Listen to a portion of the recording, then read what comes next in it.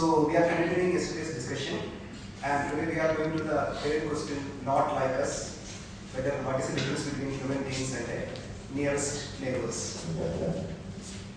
So as we discussed yesterday, we will start with the brain, the organ which generates behavior.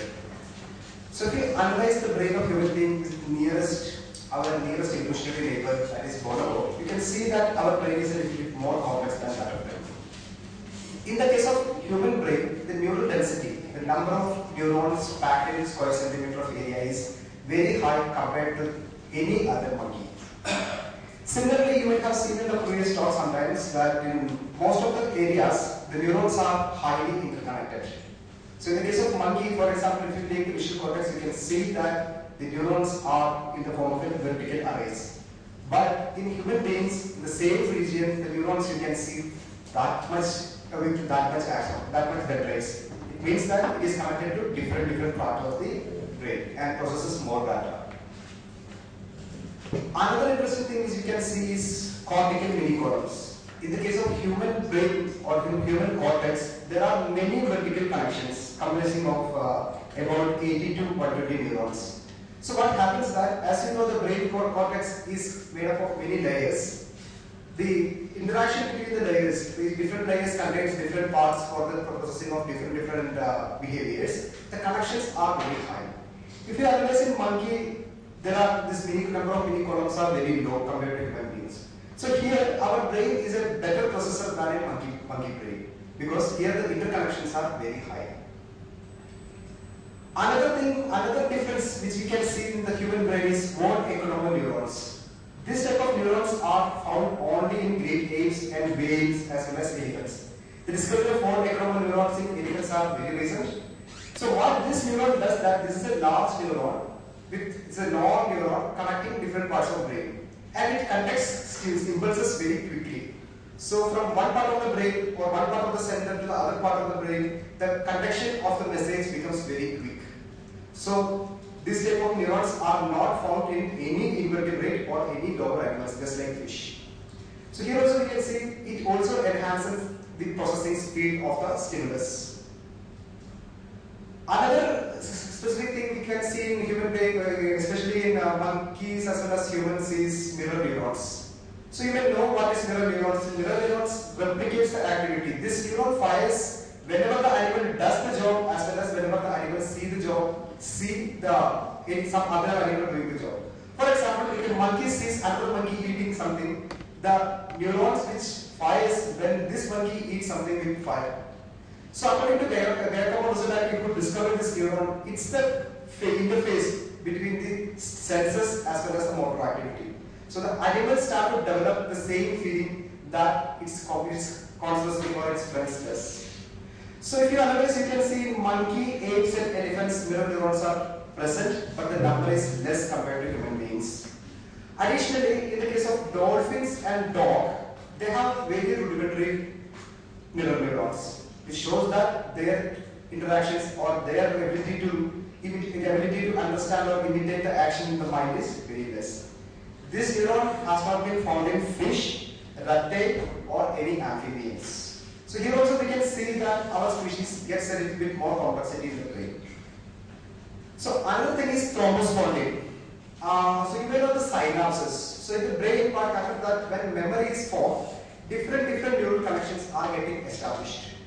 So when you start learning something or when you start when you experience something, what happens that in the brain new circuits are formed, or even the circuits becomes more and complex.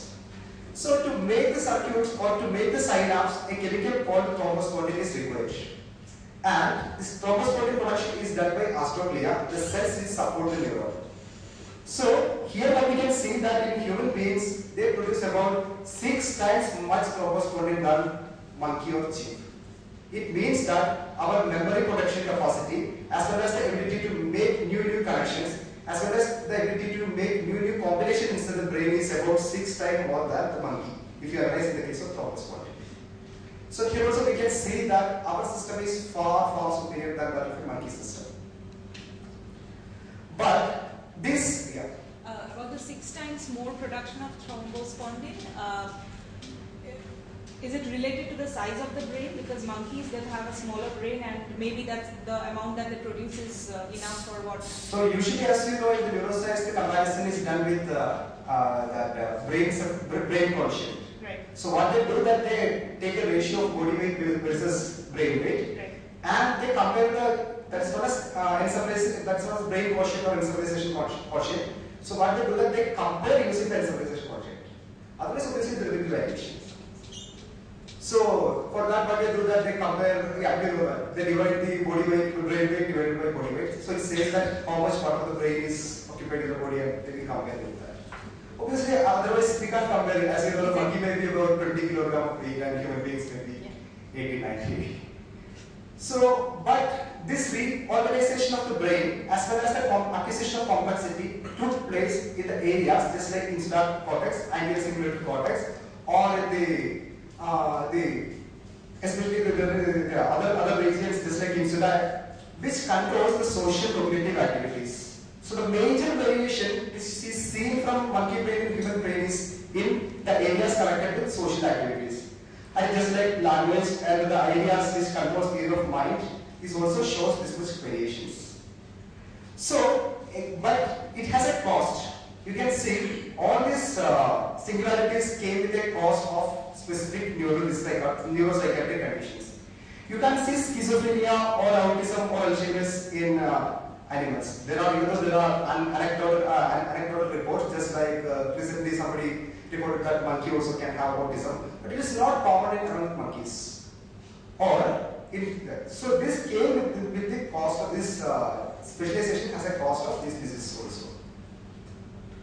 So now we got an idea about the mechanism which is controlling the behavior. Now what we are going to do is that yesterday we followed our talk with the idea of with the lens of a behavioral biologist. Today we are following it with the ideas taken from the cognitive ethology. So here, different from yesterday, we were reluctant to use the term mind. So today we will start with the mind and we will analyze the components of mind in the animals. So as you know, classical psychology says that mind has three components: cognition, affection, and cognition. Cognition means the ability to produce desire, motivation, goal, etc., etc. Affection is connected with the emotions and the interest or desire, etc. So cognition, as you know, it is connected with the ability to acquire knowledge and use the knowledge to divert the behavior. So in animals, it is very difficult to differentiate motivation from an affective act. So here, we are using the term motivational affective state rather than cognitional relation. So here, the conscious experiences such as pain, fear, hunger, thirst, pleasure, etc. has been analyzed in animals. So all these things, all these behaviors, or we call it behaviors, or all these mental states or subjective mental states are the adaptive product of natural selection, and it plays in the control of the behavior of animal as well as human beings. So we can see the remnants of this type of behaviors in animals also that we will discuss. So according to you can see both negative, that is pain and fear, and positive mental states in animals as well as fishes. They do avoid the negative stimulus which causes pain or fear, or they do more work to get the stimulus which they give pleasure. But the problem with working with non-linguistic species is that we can't ask them whether what they are feeling. So what we have to do that we have to use the indirect methodologies where we compare the behaviors. Or as we discussed yesterday, what we do that this is done by a organism with mind, that is human being, and the animal is showing almost similar behavior, and it will be substantiated using the similarity or analogy in the neural structures. That's the methodology used by animal cognition while defining all these things. So start with pain. Pain is a highly controversial subject in animal cognition research because most of them says that pain is a conscious subjective state and animals don't have any mind, so they will not be able to experience pain. So according to Rose, who studies cognition, especially pain acquisition and pain response as well as sentience in fishes, it's a psychological experience that is separate from behavioral reaction to injurious stimulus. As we discussed yesterday, a reaction to an injurious stimulus could be a conditioned thing. Just like Pavlov's dog which comes to get the food, And if you can negatively condition this animal also with a shock, they won't come to that stimulus. It's not like that. The animal should experience that is painful. So that's a study by Thorndike, who used the rat. So what they found was that in most of these animals, pain is not a stimulus response thing, as we discussed yesterday. Animal changes according to the intensity or the nature of the stimulus. Animal changes its behavior towards that. What they did that they conditioned the rat with a shock. So whenever the rat comes to an area, it gets shocked. So if the shock is very high, what the rat did that it moved away from there. It never come there. So you can say that yeah, it's just a conditional response. But what happened that they reacted the rat, and the intensity of the stimulus was reduced into a considerably low degree. So what they found was that the rat which was showing aversive behaviors shifted its behavior towards searching. It started to search from where it is getting the shock. So the same stimulus, but the intensity varies, the animal changes its behavior also, which shows that they are not automatons. They also can intentionally change the behavior according to the intensity of the stimulus. So next thing what they did that with fishes, the same experiment was done with fishes, especially goldfish. What they found was they got almost similar response. And in another experiment, Snedden group, who is also studying senescence in animal, what they did that they injected bee venom, which causes pain or inflammation in humans in the fish.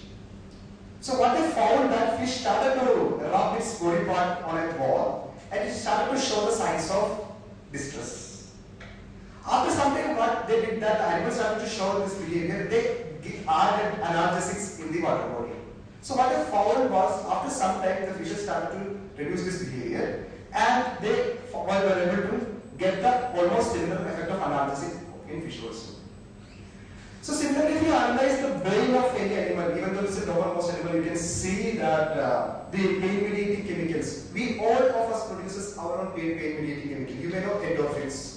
So when we are in stress, when we are feeling pain, our brain will produce a chemical called endorphin, a chemical which resembles morphine, and which is produced by the brain, that's why it is known as endorphin. This endorphin reduces the pain and it acts as an analgesic in our brain.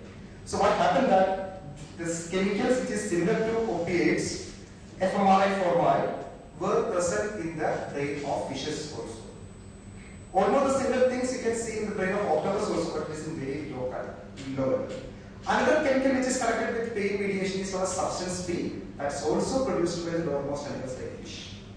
All this evidence shows that they can feel pain like us, or they may be feeling their own pain, or they may be feeling something like pain. So if you analyze in different animals how they feel pain, Sherwin has suggested that cockroaches, flies and slugs also can feel pain. But the evidences for invertebrate pain is very low and it is insufficient. But then what happened that the Norwegian Scientific Committee for Food and Safety, they compiled the literature available which discussed with the pain in animals in order to avoid the stress as well as the pain in the animals which is cultivated or farmed. So what they are suggesting is that up to cephalopods, that is octopus which we saw yesterday, whose nervous system is also a little bit complex, the pain, we can't say that these animals are feeling pain at least like us. Or there is no good evidence for pain receptors there. So we can say that pain could be started evolving from the octopus or the cephalopod onwards. And there is another interesting thing. This study came from Danbury et al., which came in 2002. They discovered that chickens can self-medicate painkillers. So what they did there, they chose lame birds which feels pain while walking and which has a lot of distress. And they provided two sources of food, one with analgesic, another with normal food. So what they found that after some time, this lame chicken started to move more closer towards the trays which contains analgesic, and they started to feed on that. And they considerably ate more food from that tray, and they showed a sign of relief after that. Similarly, Engel study shows that chimpanzees, when they feel stomach problem, they eat certain stuffs. You might have seen the dogs also eating certain stuffs, but this is different case. After they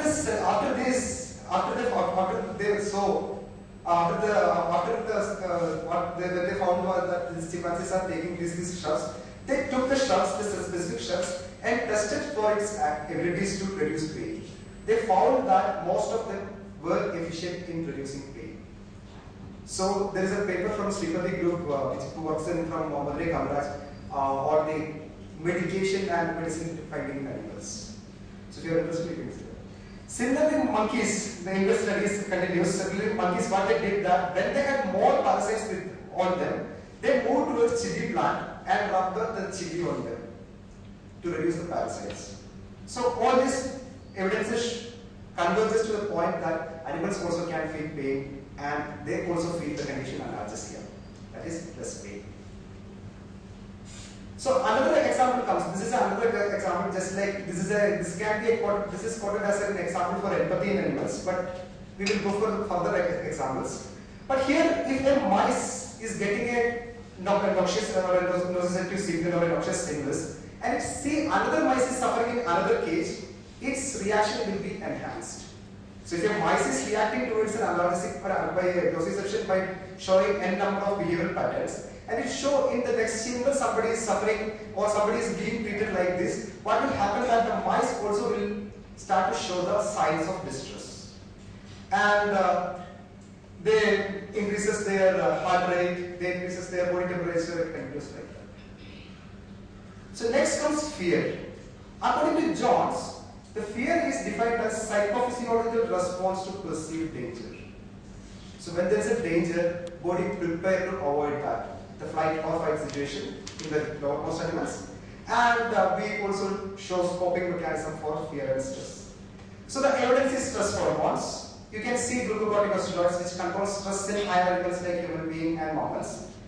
And you can see anxiety-like behaviors in rats. There are several experiments where rats are kept in cages where they can't see from where they are getting shock. So the shock or the food shock is inconsistent. The shock may get at one time or shock may get from one place. So the animal reaches a condition which is similar to that of anxiety, floating anxiety.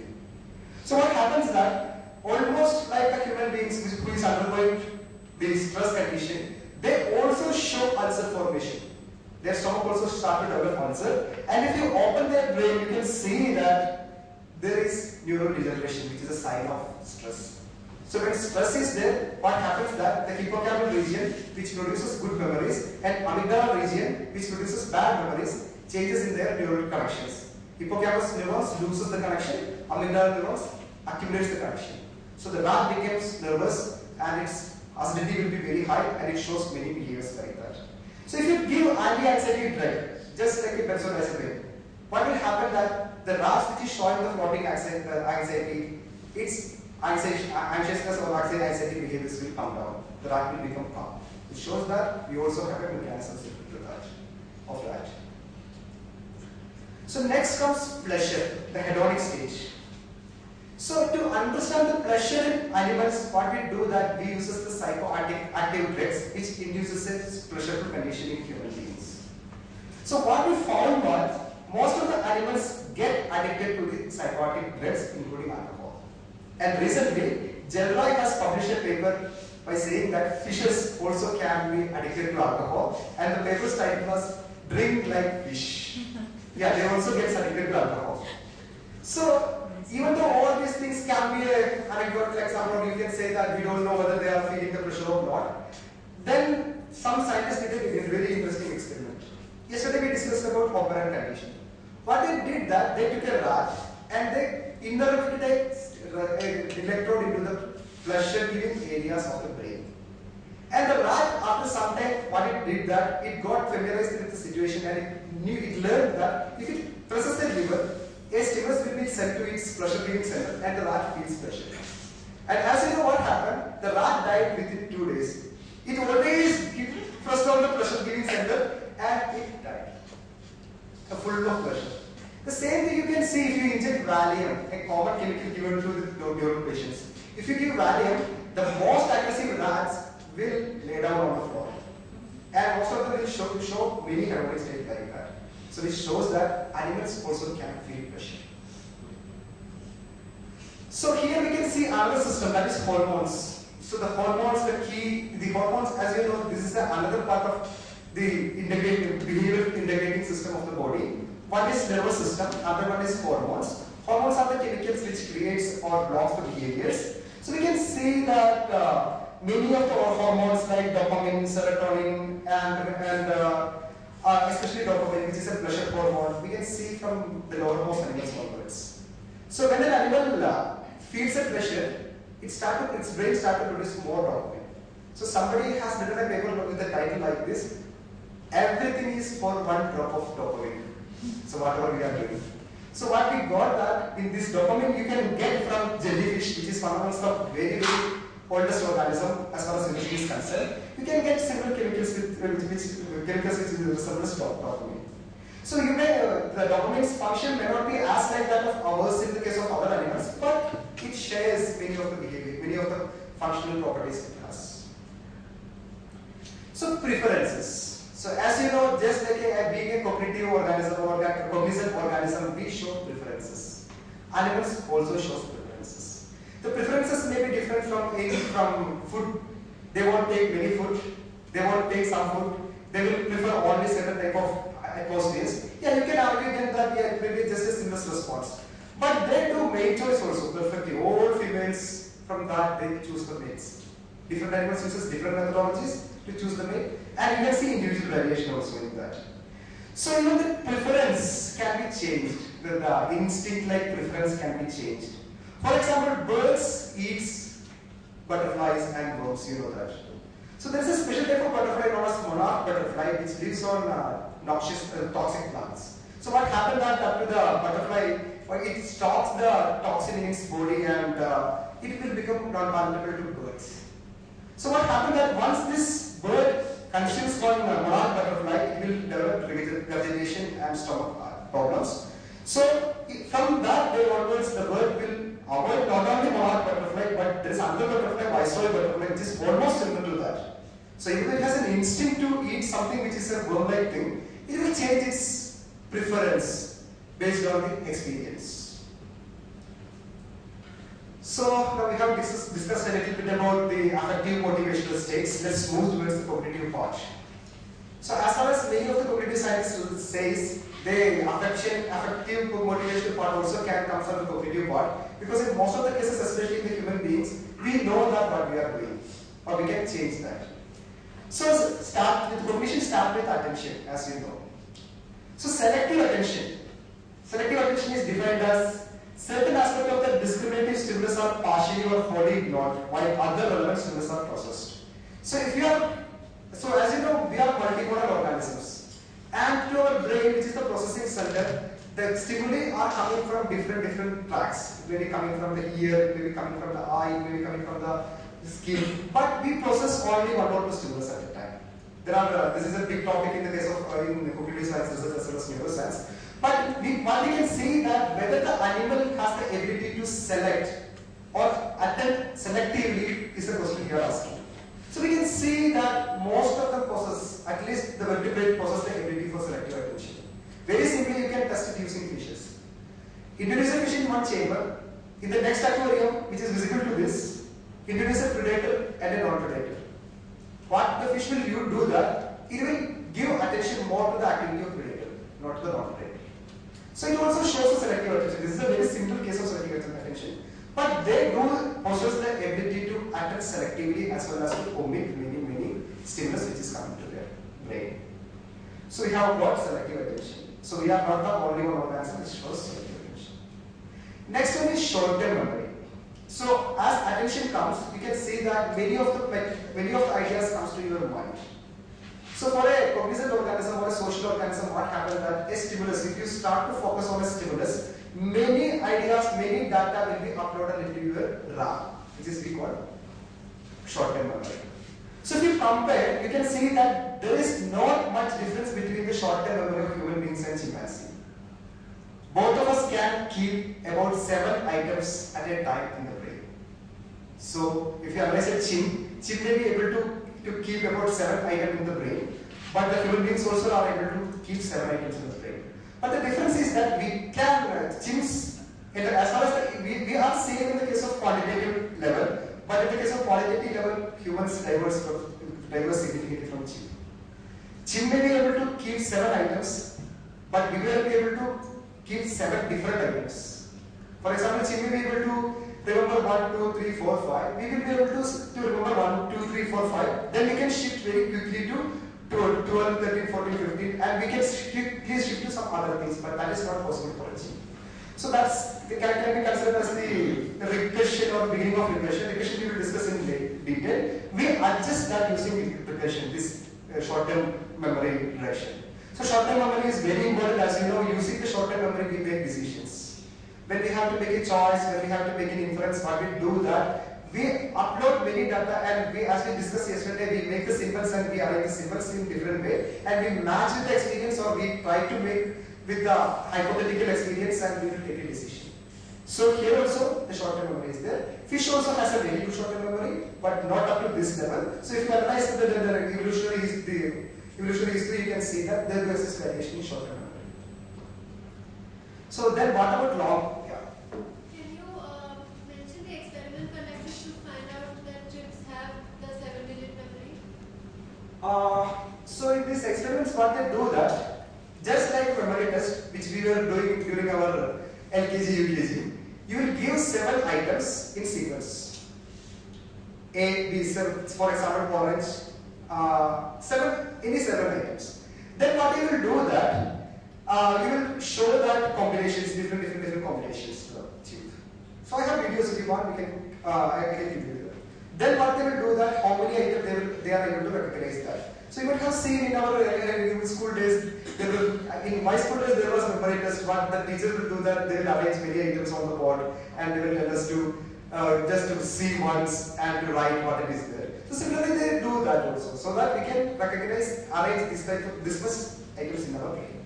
There is no way to really know that they are picking items that they have already seen. They could just be fascinated by some other item. Or That is there, but we do cross-matching also. That will be changed. So in any experiments, there will be only one series of things. The same things will be repeated using cars, toys. The same thing will be repeated using shapes. Same thing will be repeated using shapes with different color. So do many combinations, then and we test many animals, then we reach a conclusion that it's like that. So that's the way of studying this activity. So another experiment for long-term memory, how long they can remember, comes from Charles W. Erickson, who was a professor of psychology. This experiment are also from fishes. As you know, I am working on fishes, so these are from fishes. What he did that, he trained 15 catfishes with food conditions. So what he did that, he put the food in the tank, and he will call, before he associated the cue, that is fish, he will call the fish and he will put the food there. So after what happened that after some time, the fishes started to come for his call. So then what he did that, he went away from the home and the food was given by some other people, and he told them that never make any noise or anything like that, just keep the food there. So he came back to his farmhouse after 5 years. The moment he reached there and he just called fish, 13 fishes come to him. So he reported, this thing was reported by Reeves, who is a fish biologist. What they found was that even a small or the normal organism like fish can remember the call or the symbols for 5 years. The similar experiment came from Tony J. Beecher, who is considered to be one of the leading or the giant in the field of fish behavior. He discovered that the fishes which he trained for certain experiments remembered the same thing even after 3 years. And another study comes from Anne E. Magran group. What they found was that even the fishes can recognize their individual constitutive after 1 year. So just like after 1 year we meet in another conference or some other radio station, I recognize you. Similarly, one fish, after separating from other fish for 6 months to 1 year period, they are able to recognize them individually. So animals also have very, very long-term memories. What is the criteria users that they are recognizing of it? So we are coming to recognition test. So very simply what they will do that they will do binary choice experiments. So in one's place, so these are designed experiments. In the case of the 6-month experiment, it was a designed experiment. So what they did that, they keep the fishes together for about 15 to 16 days. It depends upon species. In the case of guppy, it will take only 14 days to start develop recognition system. And in the case of plankton, it takes about 20 days to develop familiarity. So what will happen that after that they will separate the fish. So now we assume that they have seen each other, they have lived with each other, and they have got most of the stimulus. Now they are going to be separated. Then what they will do that most of the studies shows that they prefer the familiar one over the unfamiliar one. So then what you have to do that most of the fishes shows the preference towards familiar fishes. Then what they will do that they will divide the aquarium into two chambers. One side there will be a familiar fish, other side there will be an unfamiliar fish, and they will introduce the fish in the center, and time will be given for assessment, and they will take the time spent with the stimulus, both stimulus. And in most of the cases, if there is a preference or a bias, you can see that the fish will spend more time with this fish, the familiar fish. Got it? Yeah. But this very act of remembering thing, So there is one thing. Here is also one fish, other side is also one fish. Both are from same species. The only thing is that one has been spent time with the other one. So it knows that fish. So most of the studies, in my studies also, we can see that the fishes will prefer more time to join the group of familiar birds. So what if you give two fishes of the same species? So this is just like any biology experiment. In one side there will be one cube, other side there will be another cube, and one factor will be changed from one cube, and you will find whether there is any variation. Yes. What happens if you put two unfamiliar fishes in both the parts? They will not be able to take a decision. They will shift the decision over this. But what makes anyone sure that the mechanism is something brain-like? What makes anyone sure the mechanism of memory is anything like a brain in a fish? Fish has a developed brain system. Yeah. So formation of memory is connected with the NMDA receptors. It's a very simple experiment. What you can do that, you can just inject arbitamate which blocks the production of NMDA in brain. And the NMDA is very much required for the formation of memory. Do one thing, inject NMDA, familiarize the fish, and there are studies which shows that fish do not develop familiarity. They will not be able to remember. So what happened that in the hippocampal region or in other regions of brain, what happened that as I said earlier, new connections are formed. And to form the new connection, the brain requires NMDA. So this NMDA is blocked. This is a very simple experiment done to analyze the effect of any chemicals on the memory. So next thing is sameness and difference. According to William James, the very key and backbone of our thinking is to understand sameness and difference. So we can understand this is same, that is different, this is the same, that is different. As we said in the last experiment, in the fish experiment, we saw that fish is finding, even though one fish is there, another fish is there, they are not same. One is different, another one is same, another one is different. So here, you can say that, yeah, that's also a very simple thing. You can say that the same difference thing is not, you have to test more rigorous methods. But you can see that we can do relational match to sample task. So here what we do that, there will be a pair of objects AA, and the animal is expected to choose the other objects, other pair like BB. For example, if we give as a sample 2 apples, the animal is expected to take 2 apples or 2 banana, not 1 apple or 1 orange. So in the other case, what they will do that, there will be this reverse also. There will be different thing will be given, just like in the case of the formation of the constants. So what here we will do that, here we will give different things, 1 orange and 1 banana, and the animal is expected to choose different types of pairs from the sample. So this is known as relational match to sample test. So here it can be considered as a minor version of concept formation. Animal knows that this is sameness and this is difference. So what we found that pigeon, baboon, chimpanzee and orangutan was able to pass the test. They were able to develop a pseudo concept like this, or the concept in inverted comma like thing, and they were able to pass relational match to sample task. So another thing that is categorization. All of us have the ability to categorize the things. So if you are in a group of, you have n number of objects with you, you will categorize this according to the property or according to your interest or ability. So this categorization can be seen in animals, just like monkeys, especially below monkeys, birds do that. Below birds, we don't know any animals which is doing categorization. So what we found was that, what the interesting thing is that as you know, monkey is able to categorize things. If you give fruits mixed with something else, they will be able to separate fruits and they will be able to develop categories. The categorization has been seen in a very high level in a bird called Alex. Alex has been a miracle in the case of animal cognition research. Alex, this bird has been reared by Captain Bird, who is also a animal cognition researcher. What is Alex used to do that? He was very efficient in the case of category formation. So if you give different things, for example, made up of the one cup made something made up of just like something made up of different things made up of steel, just like a cup, a watch, star, and all that things. Alex was able to say that this is a metal. So he was able to do the categorization perfectly like human beings. So after this, none of the other organisms has been reported yet. This was a miraculous animal. This stuff and kept in some museum still. But this is no more. So usually what they did that, when it died, they kept it. There are similar birds like that. There is a bird which has been given gallantry medals in US Army and which has been kept reserved. There are dolphins which has been, usually US Army used to use dolphin to fit bomb in the enemy ships. So usually what happened that they also have rank just like our police dog. So when if a German dolphin dies, they will preserve them. It happens.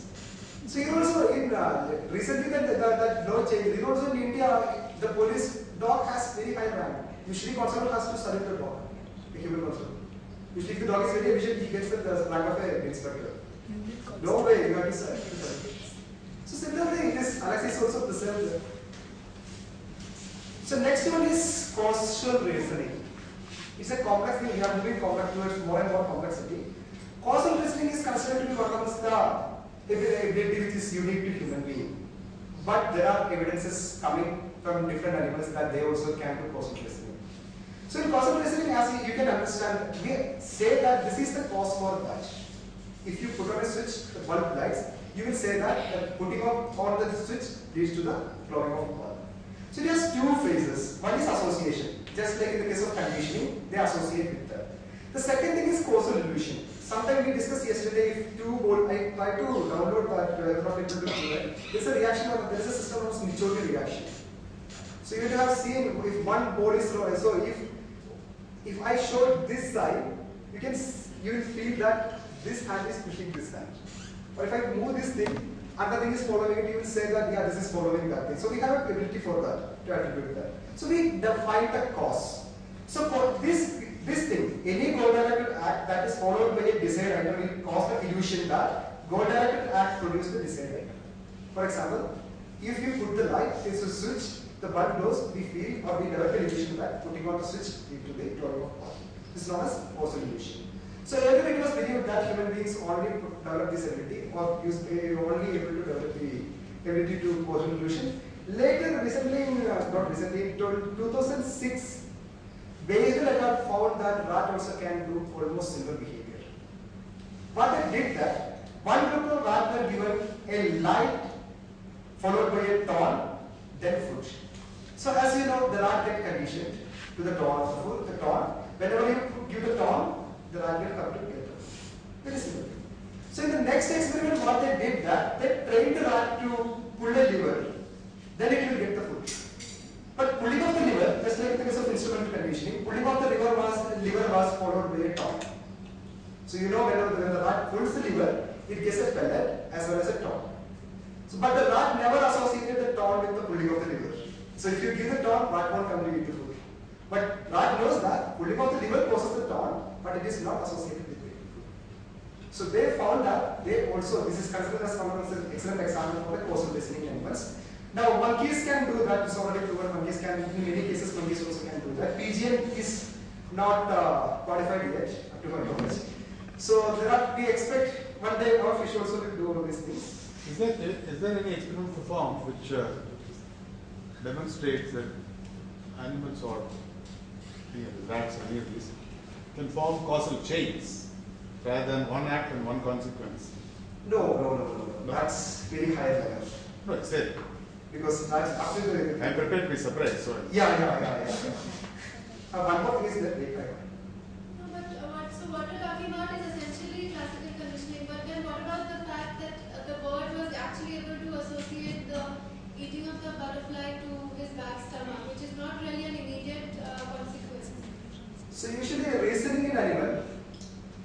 universal constant.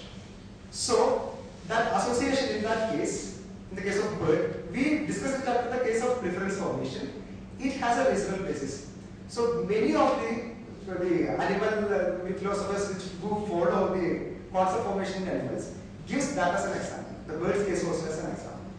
So that's also can be considered as a mild level of reason. But here we are able to show it empirically that we can do this.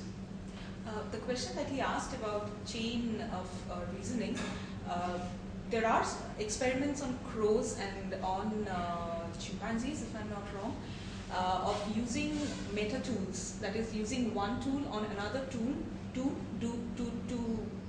solve a problem, which is like you know the cause of this on this and the effect, and then you know the effect of this on that. Yeah, so minimum 2 steps of yes. Yeah, but that also is that Cassany's work that we are going to discuss. But in that case also, purely this link association we can see. We can discuss that. I will come to that. So you should have a double dissociation, right? Yeah. Double dissociation has also been recorded in raccoons. But in most of the cases, what happened that these are anecdotal examples. Good enough. Yeah, but it is there. But for a behaviorist, here we can get 15 to 20 rats doing the same thing. We can do that. But there is an anecdotal example. I accept that it's true, it's there. Crow one is multiple individuals. No, in that case, Cassany's experiment you are discussing, it was only one crow who started all these things. No. Okay. So it has also a name also, that crow, who started to bend the tool using the sides of the But then they tried with other inexperienced crows and they found the same result. Not in all the individuals, but yeah, but here the thing is that most of you can condition most of the rats and make for right. So that there is also the conflict between animal behavior methodology as well as communication. So another thing is that perceptual understanding of physical action. The chimps can understand physical action. For example, choosing a transformed object that are appropriate to a tool and vice versa. If you show a chimp a series of things, apple, knife, and a blank, chimp will choose a piece of apple rather than a piece of orange or something like that. So they possess the ability to do that much. So now let us discuss the other thing, that is decision making. So all decision can be put into two categories. Either it will be a choice or it will be inference. So choice, we can see that as we discussed in the case of preference, from the